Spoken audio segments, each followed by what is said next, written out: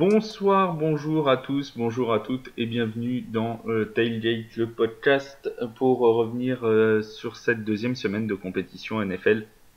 Une semaine qui a été encore riche en enseignements, déceptions, en moments forts. On en reparlera pendant ces trois quarts d'heure environ de podcast. Et pour être avec moi pendant cette demi-heure, trois quarts d'heure, on accueille Bertrand. Salut Bertrand, comment ça va? Salut Flav, bonsoir à tous, bonsoir à tous nos agents libres qui nous écoutent de France et de Navarre. On a eu encore une très belle semaine de NFL, des rebondissements partout, et on va commencer par parler de l'équipe qui impressionne en ce début de saison et qui a clôturé cette deuxième semaine de compétition. C'est bien évidemment les Bills de Buffalo, des Bills qui se sont encore imposés hier 41-7 contre les Titans du Tennessee. Alors on reparlera des Titans en fin d'émission, mais là vraiment sur les Bills de Buffalo, vraiment une équipe très très impressionnante, Bertrand. Ouais, ben alors là, ça commence à faire. J'avais dit sur un autre podcast ou un tailgate que ça faisait vraiment peur, voire c'était plus qu'effrayant, parce que la semaine dernière, ils n'avaient pas punté du match. Là, par de mémoire, je ne sais plus si ils en ont placé un, mais en tout cas, ce qu'on a pu se rendre compte, c'est que en attaque, il n'y avait rien à jeter. En défense, tout le monde était présent. Juste pour l'anecdote, l'équipe des Tennessee Titans perdait les ballons, se rentrait dedans, les ballons étaient récupérés, ils ont fait des interceptions. Enfin bon, on pourrait en parler pendant des heures et des heures, mais on va juste dire en tout que Josh Allen a fait ce qui est le travail. Devin Singletary a été plus que présent pendant le match. Il a bien ouvert les brèches et puis ça a pu diversifier le jeu avec Stephen Diggs, McKenzie, Davis, Dawson Knox. Enfin bon, ça a été un récital au final. Donc que dire que ça promet de beaux matchs quand à chaque fois qu'on va regarder les Bills. Ils en sont exactement à 72 points inscrits en deux matchs. C'est absolument terrifiant. Et peut-être ce qui est le plus terrifiant, parce qu'on sait très bien que la connexion entre Josh Allen et Stephen Diggs est parfaite. On l'a vu encore hier soir avec les trois touchdowns du receveur des Bills. Mais en plus de ça, en plus de ces 72 points marqués, et c'est l'équipe qui a marqué le plus de fois, plus de 40 points sur ces deux dernières saisons. Donc ils ont vraiment une attaque qui est très bien rodée. Et en plus de ça, ils ont cette année une défense qui semble quasiment infranchissable, 17 points encaissés seulement en deux matchs, et contre des équipes qui, je pense que tu seras d'accord avec moi, ne sont pas les premières venues en NFL non plus. Ils ont quand même joué le champion en titre et les Titans, qui sont quand même des équipes qui sont playoffables à la fin de la saison. Et pourtant, ils les maintiennent à 17 points en cumulé et surtout avec une stat impressionnante dans le match d'hier, les seulement 25 yards de Derrick Henry. Oui, alors là, ça a été aussi un blackout total de l'équipe adverse. Pour le coup, les Tennessee Titans, ils ont, on va dire, pas vu le jour. Quand vous pensez que quand même les Titans étaient une équipe qui était que l'on plaçait finale de conférence ou mieux en début de saison, et par rapport à leur performance de l'année dernière, ils finissent à 41-7. Donc on est sensiblement sur le même genre de score, même plus que ce qu'ils avaient mis aux Rams la semaine dernière. Donc ça commence à être très très très compliqué pour les adversaires. Les Titans qui, pour le coup, on sait bien que ils sont plus comme ils étaient l'année dernière à l'heure actuelle avec leur ligne offensive et leur protection de quarterback. Derrick Henry, évidemment, il peut faire autant de miracles avec son gabarit qu'il veut. Il ne pourra pas pour autant faire de miracles complètement. Voilà, donc l'équipe a été dépassée par une tornade de Buffalo. Ça laisse pantois quand même à la fin du match, quoi. En parlant de tornade, justement, tu connais mon appétence particulière pour les conditions météo et on va en parler en quelques secondes. Parce qu'est-ce que on pourrait pas se demander si c'est les conditions météo à Buffalo, on le sait, vont être très particulières en décembre, en janvier, pendant les playoffs. Euh, Est-ce que ça va pas les servir encore plus cette année quand on voit la faculté qu'ils ont à arrêter le jeu de course adverse? On sait que quand les conditions climatiques sont dantesques, généralement on se tourne plus vers du jeu de course. Derrick Henry à 25 yards, les Rams en général à seulement 52. Ils semblent très très forts sur leur ligne défensive. Ils ont eu l'ajout de Von Miller cette saison. Est-ce que ça va pas encore plus donner un avantage, cette météo, aux Bills pour éventuellement aller jusqu'au titre en AFC? Ah bah tout à fait. De toute manière, il faut bien se dire une chose, c'est qu'on est sur un sport qui se joue donc traditionnellement en hiver sur la plupart de la région aux États-Unis, à quelques exceptions près où il peut faire beau sur la côte ouest. Donc si on veut, c'est une double effectivement un double avantage pour eux. L'avantage de pouvoir stopper avec les conditions climatiques, surtout à Buffalo, dans un stade ouvert où la neige est souvent présente, donc l'équipe adverse qui ne saura pas développer son jeu, donc de ne pas s'ouvrir également à un jeu de passe, ou alors se fixer uniquement sur un jeu de passe qui permettra à la défense de Buffalo de se concentrer sur des nickels ou des dimes sur l'arrière de leur backfield défensif. Donc c'est sûr et certain que c'est doublement bon pour eux. Et même si de leur côté, on va dire, Singletary est moins performant du fait des conditions climatiques, il y a tellement d'armes de Josh Allen, il est tellement précis, et je dirais que Stephon Diggs, Gabriel Davis, McKenzie et Dawson Knox sont tellement présents qu'au final, ça ne peut que leur servir. Donc, moi, à part vraiment beaucoup de blessures et puis une baisse de régime qu'on ne voit pas venir, parce que c'est déjà arrivé à des très bonnes équipes, Oui. ou un grain de sable qui rentre dans le rouage parfait de leur organisation, je ne vois pas qui pourrait arrêter les Bills cette année. C'était précisément la question suivante et la dernière, à savoir qui est capable d'arrêter les Bills. Est-ce que tu vois une équipe, alors que ce soit en AFC pour le titre d'AFC ou en NFC pour le Super Bowl éventuel? On rappelle que les Bills sont les favoris des bookmakers depuis avant même le début de la première semaine. Alors ce titre de favori ne fait que s'amplifier du fait de leurs 2 premières victoires cette saison, mais Mhm. est-ce qu'il y a une équipe que tu vois? Alors enfin moi personnellement, je pense tout de suite aux Chiefs parce qu'il y a cette histoire en playoff entre les Chiefs et les Bills depuis 2 ans maintenant, qui est un peu la bête noire de cette équipe des Bills. Est-ce qu'il y a une équipe que tu penses capable d'embêter ces Bills ou on leur donne tout de suite le trophée Lombardi? On peut jamais jurer de rien à la fin de la saison et de tout ce qui se passe, surtout sur un match de playoff et sur un match sur ce qui peut se passer à ce moment-là.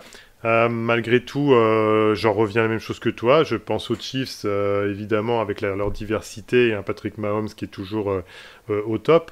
Malgré tout, je vais pas réduire les choses à simplement cette réponse-là, mais quand on regarde bien les 32 effectifs, globalement, les Chargers peuvent, mais ça va être compliqué pour atteindre ce niveau.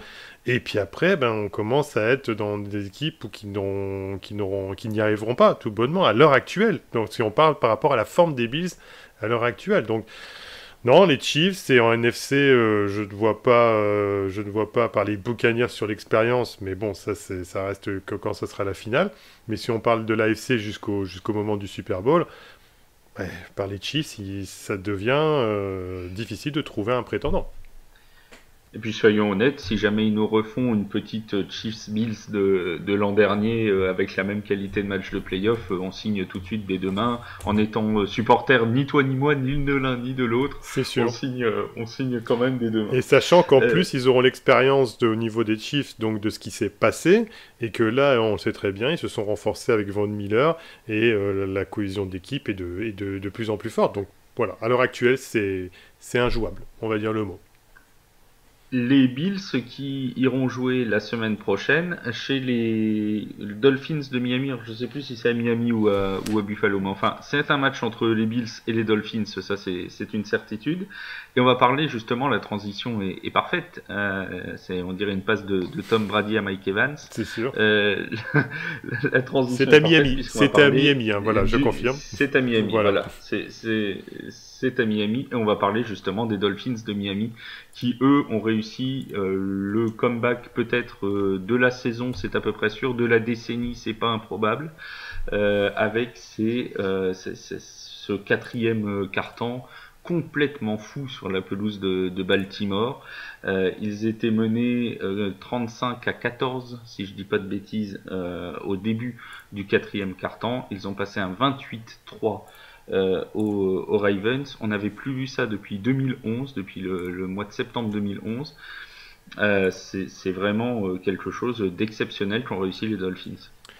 Alors oui, là pour le coup, c'est les bonnes surprises justement de ce week-end de Red Zone et qui font toujours plaisir quand ça se passe comme ça parce on en prend plein les yeux et au niveau du spectacle. Faut quand même donc se rendre compte que les Dolphins, sur 3 premiers cartons, comme tu disais, c'est pas le mot rien fait, mais en tout cas ont été plutôt, on va dire, à ronronner tout le match, c'est un peu à l'image de l'année dernière. Et puis alors il y a eu ce 40e carton de feu qui a complètement ouvert les hostilités. Tua Tagovailoa finit à 469 yards, 6 touchdowns et 2 interceptions. 2 interceptions d'ailleurs qui sont durant la première période, donc ça veut dire que sur la fin, c'est pratiquement parfait. 469 yards, c'est énorme. Il y a Hill et Waddle qui finissent à plus de 170 yards tous les deux, c'est-à-dire un 170 et l'autre également. Donc voilà, ça a été à un moment donné une ruée de dauphins qui est tombée sur les corbeaux et qui les a complètement écrasés. Ils l'ont pas vu venir en tout cas. Et c'est ça qui est intéressant avec les Dolphins cette année, c'est vraiment l'ajout de Tyreek Hill qui tout de suite a porté ses fruits. Hein. Je crois que c'est 284 yards en réception sur les 2 premières semaines cumulées. C'est vraiment voilà, c'est un très très bel ajout pour entourer Tagovailoa, en sachant que Waddle semble confirmer en plus sa bonne saison de l'année passée. Ça donne vraiment une attaque plutôt dangereuse.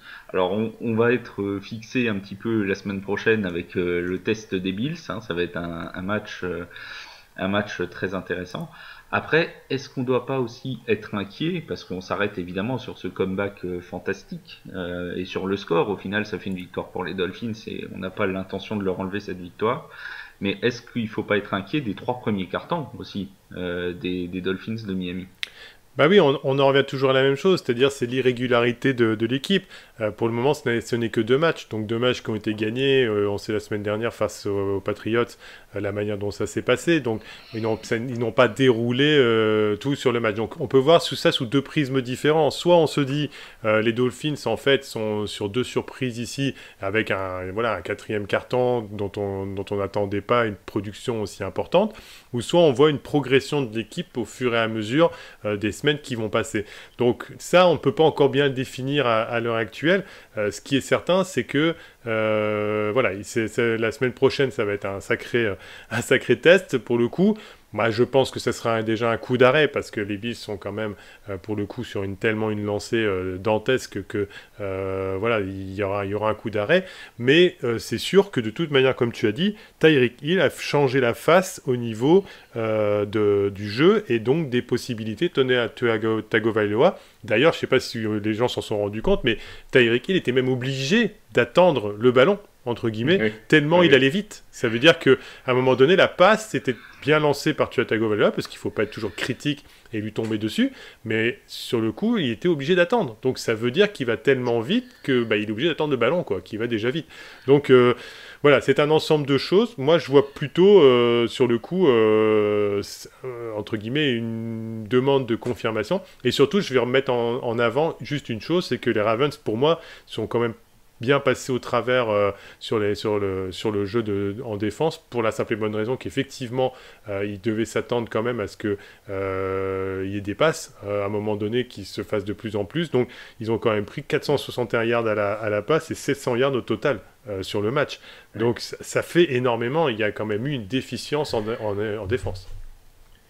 Après, c'est passé un petit peu sous les radars et on va en parler vraiment juste en 30 secondes pour pas trop empiéter sur le programme qui était prévu, mais c'est passé un petit peu sous les radars, mais il y a quand même une très grosse performance de Lamar Jackson aussi dans ce match-là, hein, 318 yards à la passe avec 21 sur 29, aucune interception, 3 touchdowns et 119 yards à la course. Donc c'est vraiment une très très grosse perte de Lamar Jackson, j'ai presque envie de dire, c'est dommage que ça ait pas été payé mieux que ça pour lui, quoi. Et hors Lamar Jackson, si j'y arrive, excusez-moi, il faut savoir que c'est Hill, un autre Hill d'ailleurs, mais qui fait partie de l'effectif des Ravens, qui a été le meilleur coureur de l'équipe avec 16 yards. Donc pour dire que ça a été Lamar Jackson dépendant. Donc au final, c'est sûr qu'il y a des choses à régler du côté des Ravens avant le match de la semaine prochaine. Un petit mot sur un autre comeback de ce dimanche. On en a eu 4 en tout, des équipes qui ont été menées de 10 points ou plus et qui ont fini par gagner. Autre comeback, c'est celui des Cardinals de l'Arizona contre leur rival de division, contre les Riders, qui sont revenus et qui ont gagné en prolongation sur un touchdown de quasiment 60 yards suite à un fumble. Les Cardinals, pendant un long moment dans ce match-là, on a pensé qu'ils allaient commencer à 0-2. On rappelle que c'est eux qui vont recevoir le Super Bowl cette année.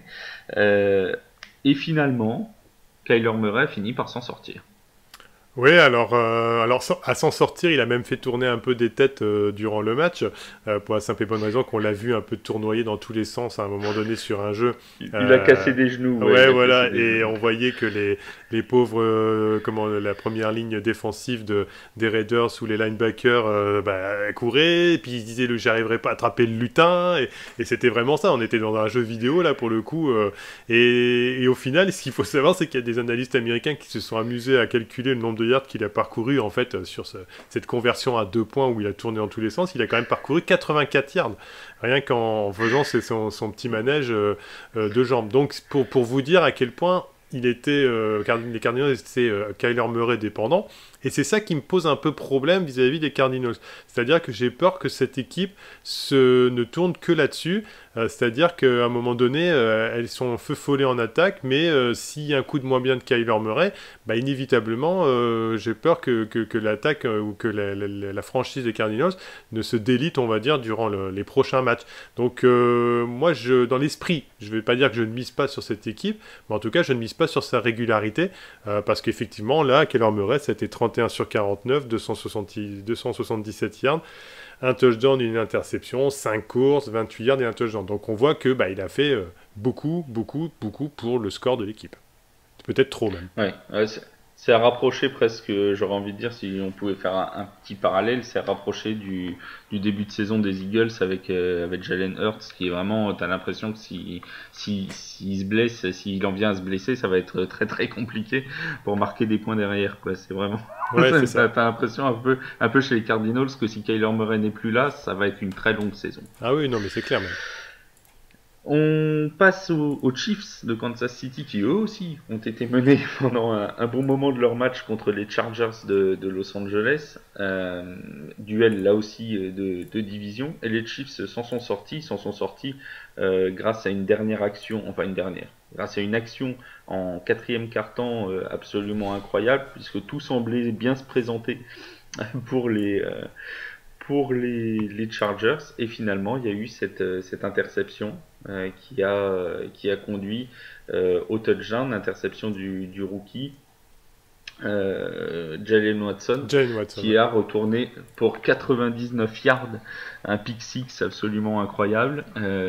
On avait l'impression que les Chargers allaient reprendre la main sur le match. À ce moment-là, il y avait 17 partout. Bon, il restait quelques minutes à jouer, une petite dizaine de minutes, et on s'est dit, bon, les Chargers vont reprendre l'avantage, on va attendre de voir si Patrick Mahomes peut réagir une nouvelle fois. Et là, l'action qui change complètement la rencontre avec Jalen Watson.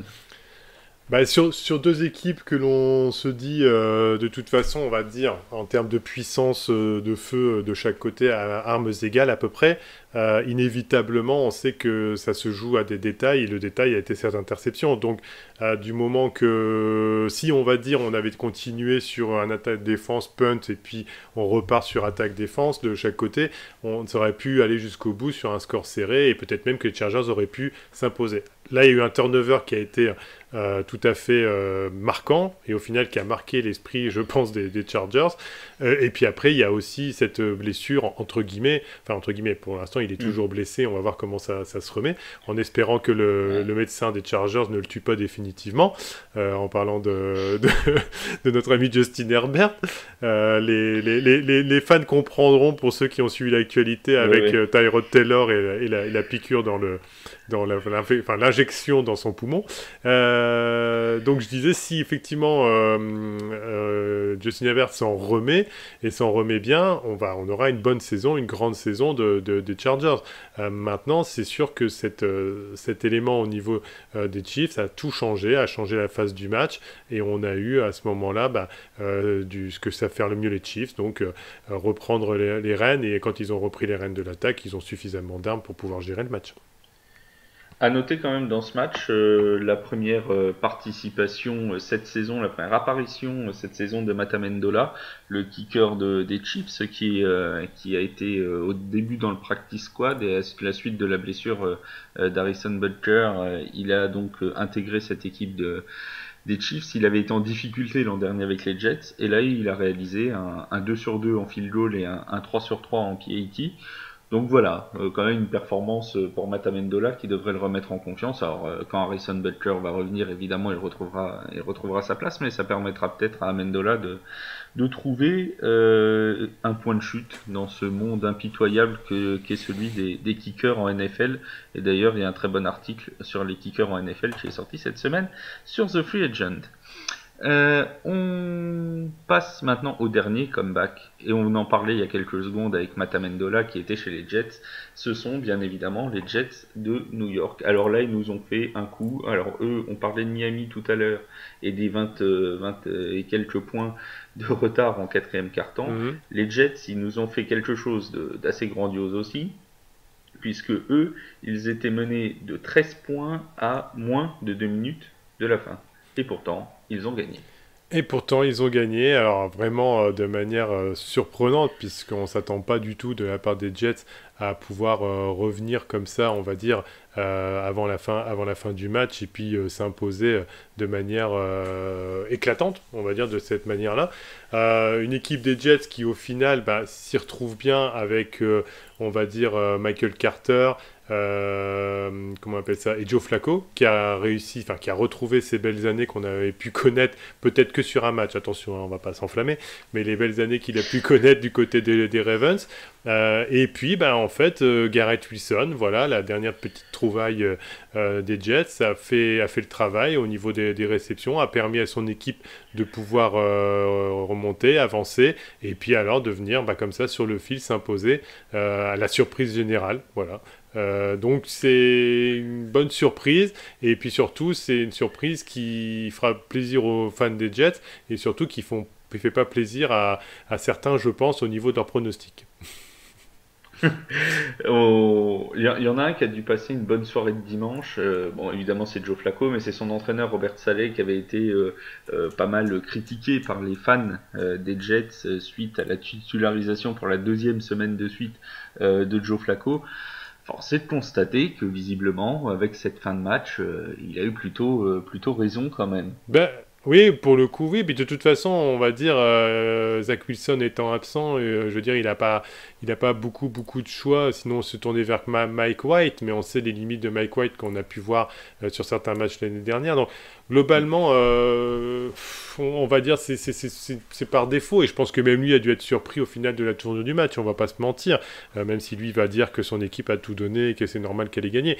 Mais bon, en soi, je pense que c'est une petite anomalie de la saison, ce qui s'est passé, et voilà, c'est comme je disais tout à l'heure pour d'autres matchs, pour celui des Ravens face aux Dolphins, ça fait toujours plaisir, on a beaucoup de spectacles, mais je pense que ça va être compliqué de réitérer ce genre de choses au fil de la saison pour les Jets. Mike White qui avait été scandé, dont son nom avait été scandé lors du premier match des Jets, et donc il y avait eu une petite interrogation sur le choix du quarterback pour la deuxième semaine. Robert Saleh a donc fait le choix de Joe Flacco, et ça a payé. On va parler justement de ces quarterbacks qui sont actuellement en NFL, qui sont titulaires et qui ne devaient pas l'être en début de saison, avec Joe Flacco. Donc on rappelle sa fiche, 26 sur 44, 307 yards à la passe, 4 touchdowns, 0 interception dans le match contre les Browns. C'est donc 2 passes de touchdown dans les 2 dernières minutes. Alors tu as déjà un petit peu répondu, mais juste on va revenir rapidement dessus. Pour toi, Joe Flacco, c'est un accident heureux de parcours, ce qu'il a fait dimanche. Tu le vois pas revenir au niveau de ce qu'il faisait avec Baltimore, par exemple? Ouais, bah c'est oui, l'âge faisant, on a quand même vu la semaine dernière qu'il avait beaucoup de mal à se bouger aussi, malgré le fait qu'il soit toujours un quarterback qui serait titulaire dans d'autres équipes également, hein, à mon avis. Mais je veux dire, ça reste par défaut. Si l'équipe a la possibilité d'avoir un jeune à développer, s'il ne va pas se tourner vers Joe Flacco. Joe Flacco sera utilisé s'il y a blessure du titulaire principal. Maintenant, voilà, il sait manager le jeu. Il a fait ce qu'il fallait pour que au moins les Jets s'en sortent cette semaine-là face aux Browns, hein, de mémoire. C'est Rappelle-moi, ça. voilà. C'est ça. Je dis que voilà, on s'attendait tous à ce que Myles Garrett aille lui chatouiller les chevilles plus d'une fois. Bon voilà, les Browns on peut en rire parce que ils nous font, comme parfois dans la saison, malgré le talent qu'ils peuvent avoir dans l'équipe, une anomalie également, où on se dit mais qu'est-ce qui s'est passé, qu'est-ce qu'ils nous font. Bon voilà, là pour le coup ils nous ont fait une Browns aussi. Mais pour revenir à Joe Flacco, bah, ça va être compliqué de réitérer ça, hein. Ils vont tomber sur une division, ils ont quand même les Bills deux fois, donc c'est sûr qu'à un moment donné, ça risque de faire mal sur ces deux matchs-là. Bon, voilà, et les Dolphins également, puisqu'ils sont en pleine bourre. Non, je pense que oui, je ne vais pas se mentir, c'est une anomalie à l'heure actuelle. Et les Jets qui iront jouer contre les Bengals en semaine 3, non, qui recevront les Bengals, pardon, en semaine 3, alors que les Browns, eux, on les retrouve dès jeudi pour le Thursday Night Football, pour la réception des Steelers de Pittsburgh dans un duel de division. Et on sait ô combien cette division est souvent très physique et très disputée. Euh, L'occasion pour les Jets face à leur prochain adversaire, bah, de aussi récupérer, peut-être de refaire une victoire, une petite surprise également. Il n'y a rien d'impossible. c'est pas impossible, on parlera des Bengals dans quelques instants. Voilà. Effectivement, ils sont pas au mieux de leur forme. Eux non plus. On passe à un autre quarterback qui s'est retrouvé un peu de manière fortuite. Alors lui pas en titulaire, mais il le sera pour les prochaines semaines. C'est Jimmy Garoppolo. Jimmy Garoppolo des 49ers de San Francisco qui a supplé Trey Lance qui s'est gravement blessé. Oui. Une fracture de la cheville qui va nécessiter une double opération pour Trey Lance qui a sa saison donc terminée au bout de seulement un match et quelques minutes de la deuxième rencontre. Jimmy Garoppolo, il a été annoncé un peu partout cette saison, cette intersaison, et finalement il est resté à San Francisco. Et peut-être qu'il a bien fait finalement. Alors oui, pour le coup, j'avais été partisan de dire attention, avant sa blessure, hein, évidemment, j'avais dit attention, Trey Lance va se retrouver avec l'ombre de Jimmy J dans son dos, entre guillemets, il se dit, bon, ma franchise me donne les rênes de l'attaque, mais pour le coup, me fait pas totalement confiance en gardant un élite quarterback en backup.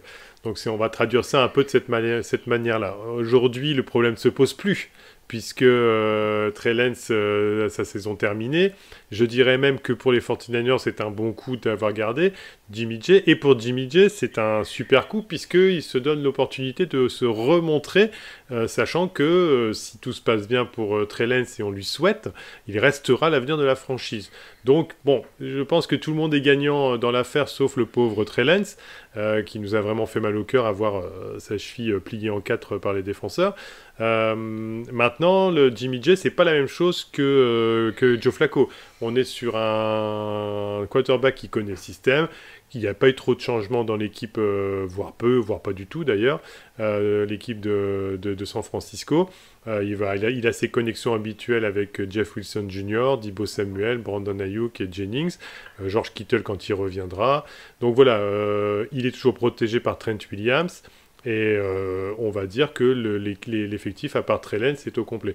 Donc c'est pas une grosse perte entre guillemets, excusez-moi du terme, parce que c'est toujours malheureux de voir un joueur se blesser, mais c'est pas une perte irrémédiable pour les Niners. Par contre, c'est pour Trey Lance, j'espère pas la fin d'une carrière, parce qu'on ne sait jamais comment on revient d'une fracture aussi grave au niveau de la cheville, et surtout une complication dans le futur de sa carrière par rapport à tout ça, parce que ça va être dur après de passer derrière tout ça. Ouais, clairement, ils ont les 49ers, ils ont fait le choix de garder un très très bon quarterback sur le banc. Et là, pour le coup, alors encore une fois, c'est malheureux et on est les derniers à se réjouir de la blessure d'un joueur et de la blessure de Trey Lance.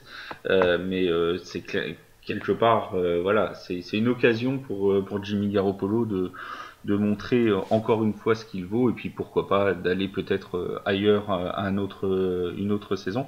Mais en tout cas, il a une belle occasion avec les 49ers de les emmener loin cette saison. Sachant qu'en plus, je termine là-dessus, il a quand même fait donc 13 sur 21, 154 yards, un touchdown, 4 courses, 5 yards et un touchdown. Donc globalement, il a, même en rentrant à froid, il a récupéré ses habitudes. Les Niners, même avec lui, bah, ils avaient été jusqu'en finale de conférence face aux Packers. Donc globalement, voilà, je veux dire, il n'y a pas de perte d'habitude. Puis ils ont fait qu'une bouchée des Seahawks. On a vu les images du match. Bon, ça a été vite réglé. On voyait bien la supériorité. Donc non, il n'y a pas. Je pense qu'on sera dans la continuité des 49ers. On va dire, c'est comme si, entre guillemets, on n'avait rien changé et que Trey Lance apprenait sur le banc. Mais à part que le pauvre, il va être à l'hôpital et ça, c'est bien malheureux. Ouais. Un petit mot sur les Cowboys de Dallas, tes copains, tes grands copains des Cowboys de Dallas, qui ont eux aussi perdu leur quarterback titulaire la semaine dernière. On en a beaucoup parlé de la blessure de Dak Prescott. Alors pendant un moment on nous avait annoncé 6-8 semaines, aujourd'hui on nous dit peut-être qu'il reviendra en semaine 4 ou 5, enfin bon bref on ne sait pas trop quand est-ce qu'il revient. Toujours est-il que Cooper Rush les a emmenés à une victoire à domicile contre les Bengals 20-17, alors sans pousser la provocation jusqu'à demander est-ce que l'attaque des Cowboys se porte mieux avec Cooper Rush qu'avec Dak Prescott. Est-ce qu'au moins Cooper Rush peut faire une intérim où il va laisser les Cowboys dans la course, même si Dak Prescott revient en semaine 6 ou 7, est-ce que à ce moment-là, les Cowboys seront toujours en position d'aller jouer les playoffs? Pour le coup, là, on est sur une troisième, pour moi, on est sur une troisième vue, position vis-à-vis des quarterbacks. C'est-à-dire que là, on a eu le Joe Flacco d'une certaine façon, où on sait ce que ça va donner, Jimmy J également, et là, Cooper Rush, on est sur une troisième façon de voir les choses. C'est-à-dire qu'on est sur un remplaçant ni élite quarterback, vraiment un backup de premier nom, qui a pris les choses en main face à Dak Prescott, mais l'avantage entre guillemets qu'il a eu, c'est qu'il est rentré face à une équipe des Bengals dont on sait, justement, je ne vais pas trop développer là-dessus parce qu'on va en parler après, mais dont on sait qu'à l'heure actuelle, il y a des problèmes sur la ligne offensive, et ce qui dit problème dans une équipe sur la ligne offensive dit problème pour le reste du jeu en attaque de cette équipe-là. Donc, globalement, on a une équipe, à part Dak Prescott, où Cooper Rush a assuré, parce qu'il ne faut pas enlever le mérite qu'il a eu durant ce match-là, mais a assuré avec, on va dire, l'effectif quasi similaire également au niveau comment on appelle ça, de l'attaque des Cowboys, sans bien sûr Amari Cooper qui a rejoint les Browns de Cleveland. Mais pour le coup, il y avait toujours CeeDee Lamb, dont Jerry Jones attend justement, il a laissé déclarer en lui mettant à peine la pression, en lui disant que c'est pas parce qu'il n'avait pas les ballons quand il fallait qu'il devait être moins fort. Donc voilà, c'est une façon de voir les choses. Mais au final, avec Michael Gallup, Dalton Schultz et normalement Ezekiel Elliott qui, voilà, pour le coup, a été encore absent, mais il est bien suppléé par Tony Pollard, qui lui fait le taf par rapport aux ouvertures de la ligne offensive. Donc Cooper Rush, il a juste profité d'un élan, on va dire, et de la situation d'une faiblesse d'une équipe, dont on va revenir dessus par la suite. J'allais en parler justement de Tony Pollard parce que beaucoup de commentateurs américains disaient que sans Dak Prescott, il faudrait un retour en grâce de Zeke Elliott pour essayer de porter cette franchise des Cowboys. Et si on prend les chiffres, Ezekiel Elliott, c'est 15 portées, 53 yards contre les Bengals, 3,5 de moyenne. Tony Pollard, c'est 9 portées de balle, 43 yards, donc 4,8 de moyenne. Et il faut ajouter 4 réceptions, 55 yards. Donc 98 yards pour Tony Pollard et un touchdown à la course. D'ailleurs, sur une très belle course. Ah non, il se l'est fait refuser sur la très belle course et il l'a marqué juste après. Si ma mémoire est bonne, il était juste court d'un demi-yard. Il a failli faire une très belle course pour touchdown. Toujours est-il que Tony Pollard semble en fait mieux aujourd'hui armé plus en forme qu'Ezekiel Elliott. Ah oui, oui, oui, non mais ça c'est sûr, de toute façon Ezekiel Elliott ça fait 2 saisons où pour le coup il avait vraiment brillé au début. On se souvient des belles années avec Tyron Smith sur la ligne offensive qui n'est pas là d'ailleurs, hein, qui est remplacé par un homologue Smith mais beaucoup plus jeune. Le problème c'est qu'on n'a pas la même production on va dire sur le terrain et qu'au final même lui pour le coup il n'arrive pas à retrouver ces années où il demandait face à la caméra de se faire nourrir beaucoup plus. Là aujourd'hui on a vraiment une équipe qui s'est tournée beaucoup plus vers le jeu en attaque mais dans les airs. CD Lamb a encore été utilisé pour 75 yards et il y a même Noah Brown qui vraiment pour le coup une belle trouvaille par rapport aux Cowboys qui a fait 91 yards et un touchdown. Voilà, donc on sent bien que ils vont miser, si les choses continuent comme ça, sur Tony Pollard et sur le reste de l'effectif et des cibles en réception. Juste une dernière chose, parce que je l'ai comme ça, il faut savoir également que voilà, la défense a encore quand même si c'est pas ce qu'on appelle pas une défense équilibrée sans nom, puisque c'est justement à chaque ligne de la défense des Cowboys, on a quand même des noms qui sont plutôt stars. On a des playmakers comme Micah Parsons, ainsi que le reste des linebackers qui ont fait 6 sacs sur le quarterback des Bengals. Donc on a tout un ensemble d'équipes et je dirais que Cooper Rush avec son niveau moyen permet pour le moment de gagner contre les Bengals. Qu'est-ce que ça sera par la suite ? Ça sera à voir. Les Bengals, justement, on va en parler parmi les déceptions de ce début de saison. Bilan de 0 victoire, 2 défaites, une défaite en première semaine de justesse en prolongation contre les Steelers, une défaite pas nette contre les Cowboys, ils perdent que de 3 points.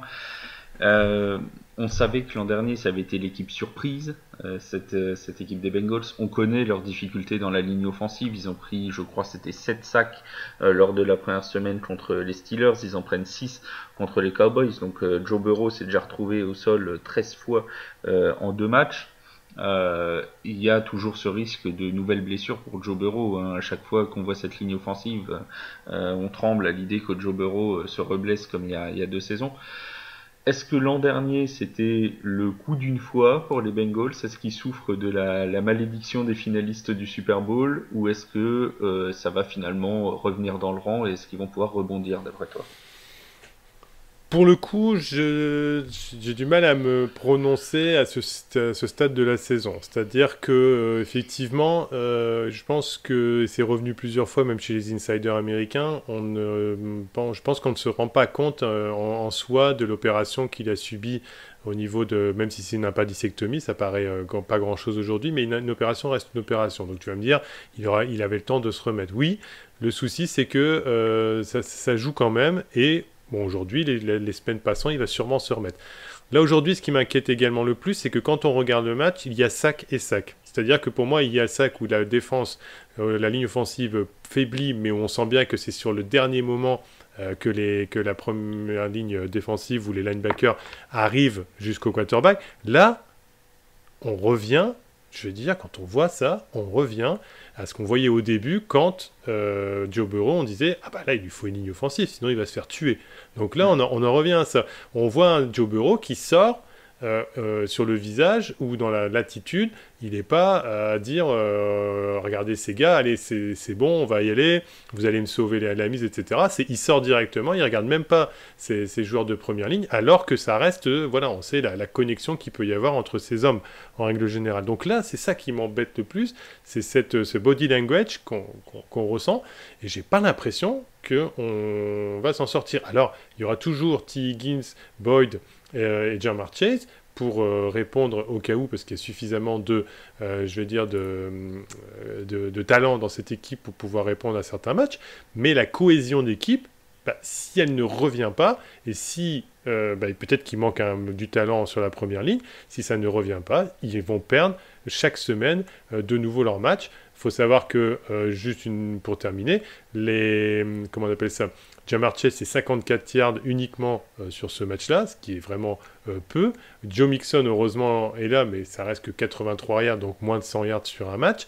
Et puis, pour terminer, en défense, ce qui est inquiétant, c'est que, par exemple, Eli Apple a encore fait du Eli Apple, où il peut être un bon sur un match et très mauvais sur un autre. Donc, voilà, c'est pas que le seul, mais on sent bien qu'il y a un grain de sable dans le rouage et il y a quelque chose qui ne va pas. Autre équipe qui semble bien en difficulté en ce début de saison. Alors, ils n'ont pas perdu leurs 2 matchs parce qu'ils avaient fait match nul la semaine dernière, mais ce sont les Colts d'Indianapolis. Les Colts qui ont eu Matt Ryan qui est arrivé cette année, là à l'intersaison, et qui ont donc arraché un match nul en revenant d'Onsezu contre les Texans la semaine dernière, et qui cette semaine ont été complètement mangés par les Jaguars de Jacksonville. 2 matchs qu'ils n'ont pas gagnés contre 2 des équipes prétendument dans les plus faibles de la NFL. Est-ce qu'on doit tout de suite tirer la sonnette d'alarme pour les Colts ? Oui, là, on peut. Pour certaines équipes, j'ai dit il ne faut pas trop s'avancer après 2 journées. Après les 2 productions que l'on a vues, oui, on peut tirer la sonnette d'alarme. Alors, avec mesure pour une chose, c'est-à-dire qu'il manquait la plupart de leurs receveurs pour ce match-là, c'est-à-dire Michael Pittman Junior, et donc ils ont pu compter que sur des seconds couteaux pour pouvoir avancer sur le reste du match. Donc ça c'est un élément. Mais malgré tout, même avec le retour de ces joueurs-là, est-ce que c'était pas, tout du moins, le mauvais choix de trop pour les Colts de se dire on va récupérer un QB élite vieillissant, peu importe comment on peut dire les choses aujourd'hui, et on tente un pari sur ce match-là. Moi, je pense que c'est le pari de trop. C'est une équipe qui, en plus, n'a pas retrouvé la stabilité qu'elle avait sur la ligne offensive, même s'il y a Quentin Nelson qui est là.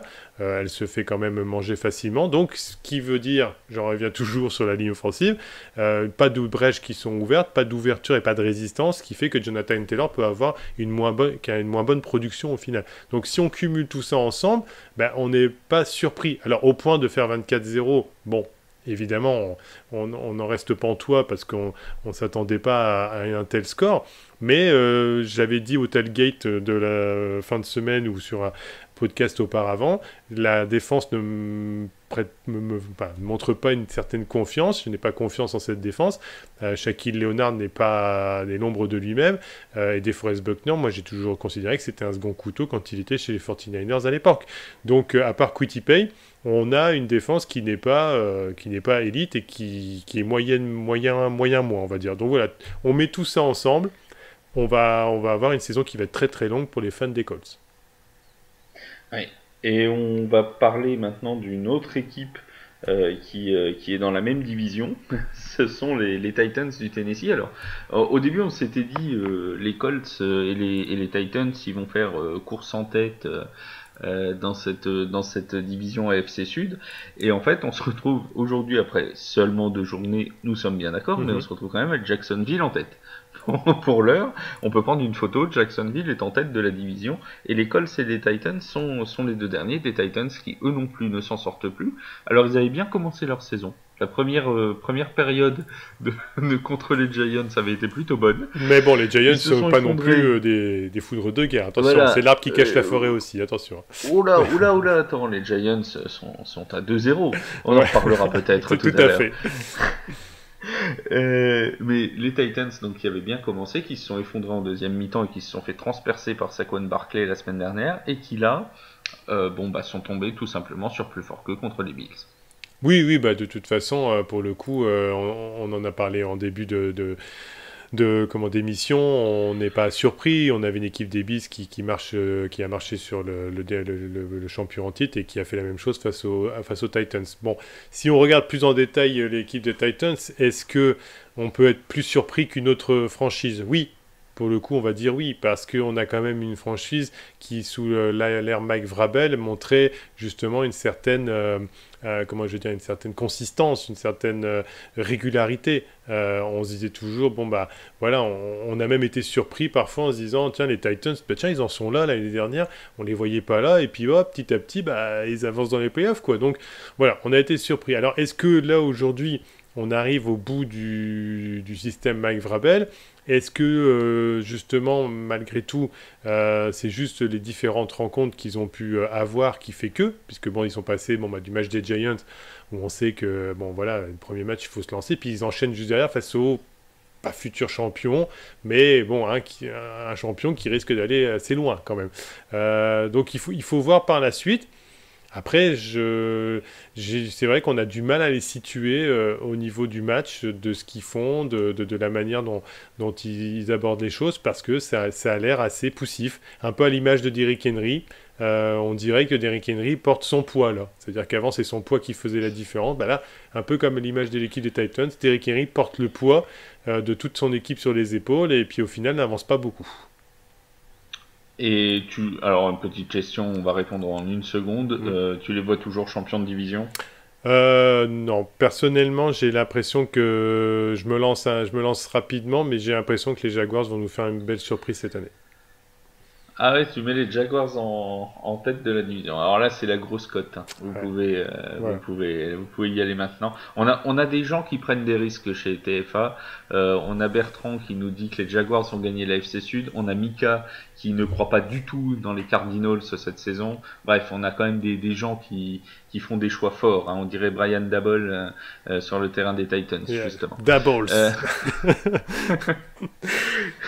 on a, euh, on a terminé avec cette petite revue de cette semaine 2. Juste avant qu'on se quitte, juste un petit coup de cœur ou un petit coup de gueule que tu aurais sur cette semaine 2. Bah, petit coup de cœur, voilà, je vais juste prêcher pour ma paroisse. Je sais que ça ne se fait pas parce qu'on doit avoir une certaine, retenue vis-à-vis des équipes qu'on supporte. Mais bon, je vais le faire parce que j'ai peur que éventuellement ça ne dure pas aussi longtemps que je le pense. Donc c'est effectivement les Giants qui sont à 2 victoires et 0 défaites. Alors, à toute proportion gardée, attention. Je ne m'enflamme pas, on reste sur un, c'est-à-dire on gagne moche, hein, c'est-à-dire on gagne mais on gagne moche. C'est un peu le truc des Giants. C'est-à-dire qu'en fait, Daboll et Joshen ont permis à cette franchise de récupérer une certaine régularité, une certaine, on va dire, avec le coordinateur défensif dont le nom m'échappe, mais c'est pas grave. On va dire, ils ont réussi à mettre en place un jeu de blitz qui fait que c'est du harcèlement à chaque instant de l'attaque adverse. Et de l'autre côté, le problème, c'est qu'on est limité malgré tout avec ce que peut donner Daniel Jones au niveau de la production. Mais bon, voilà, Saquon Barkley s'est un peu retrouvé, les receveurs sont un peu là, il y a un peu moins de blessés. On va voir le temps que ça tient. Ça me fait juste plaisir de voir cette équipe à 2 victoires, 0 défaites, parce que ça faisait très longtemps. Ça fait 10 ans que les fans des Giants mangent leur pain noir. Alors si moi je devais choisir un petit coup de cœur d'abord, un petit coup de cœur, ce serait pour Nick Chubb et ses 3 touchdowns contre les Jets parce que je trouve que Nick Chubb, tout semble facile avec lui. Alors bon, c'était peut-être dû à la défense des Jets, mais quand vous regardez ses touchdowns, c'est vraiment impressionnant. On a l'impression qu'il pourrait transpercer n'importe quoi. C'est vraiment assez impressionnant. Et en plus, le pauvre, il marque 3 touchdowns et son équipe perd. Et ça, c'est quand même assez triste pour lui. Donc, un petit coup de chapeau à Nick Chubb pour cette semaine. Et alors un petit coup de gueule, ça va être évidemment contre la bagarre générale au Superdome de la Nouvelle-Orléans. Ouais. Mmh. Pour ceux qui n'ont pas suivi l'affaire, je la résume en quelques secondes en essayant d'être le plus neutre possible dans cette affaire. Marshon Lattimore, suite à une passe de Tom Brady et un contact entre Marshon Lattimore et je crois que c'était Mike Evans déjà qui était là. Le contact n'est pas sifflé par les arbitres. Tom Brady se plaint. Bon, c'est pas trop nouveau. Et Marshon Lattimore va lui dire, va le trash talk comme il le fait 50 fois par match. Hein, on connaît le bonhomme. Et Tom Brady commence à réagir. Marshon Lattimore se frotte à Tom Brady. Leonard Fournette vient défendre son quarterback. Là-dessus, Mike Evans bondit du banc de touche et pousse Marshon Lattimore et ça finit en mêlée générale au milieu du dôme de la Nouvelle-Orléans. en sachant que Mike Evans et Marshall Lattimore ont un très gros passif. Hein. Ça fait déjà 4 ou 5 matchs qui se battent à moitié ou même complètement sur le terrain. Donc voilà, nul doute que la NFL va réagir. Les deux ont été exclus du match. C'est des images, on va pas se le cacher, qu'on n'aime pas voir spécialement en NFL, et la NFL n'aime pas les voir non plus. Donc il y a fort à parier que des sanctions, des amendes tombent. Mike Evans est déjà suspendu pour un match suite à son geste. Certains réclament à ce que Marshall Lattimore soit lui aussi sanctionné. D'autres réclament que Tom Brady le soit parce qu'il aurait insulté Marshall Lattimore. Bon, voilà, tout reste ouvert. En tout cas, la NFL va se pencher sur le cas de cette bagarre générale et nul doute que ça ne restera pas impuni. Sachant que pour Tom Brady, on assiste quand même à des images qu'on voit rarement chez lui. Enfin, si quand même de l'exaspération, du jet de tablette, la réponse à Marshall Lattimore. Je ne sais pas si foncièrement Tom Brady démarre cette saison en étant aussi mécanique et froid qu'il pouvait l'être en préparation. En tout cas, avant chaque saison. Hein. C'est, on va dire, ces affaires extra-sportives, personnelles, privées, je pense, jouent un grand rôle et c'est très rare de le voir là-dessus. Donc, je suis pas serein par rapport à la saison à venir des Buccaneers. Juste un dernier petit coup de gueule pour moi, très rapide. C'est pour dire quand même que je suis déçu des Vikings. On attendait une équipe qui quand même avait, pour le coup, montré justement un nouveau visage. Bon, bah, on est un peu retombé dans les travers. Ils prennent 24-7 face aux Eagles. Pourtant, il y avait Kevin O'Connell, excusez-moi, le nouveau coach des Vikings qui met insoufflé une nouvelle philosophie. J'ai pas l'impression, c'est un peu retombé dans les travers là. Ouais.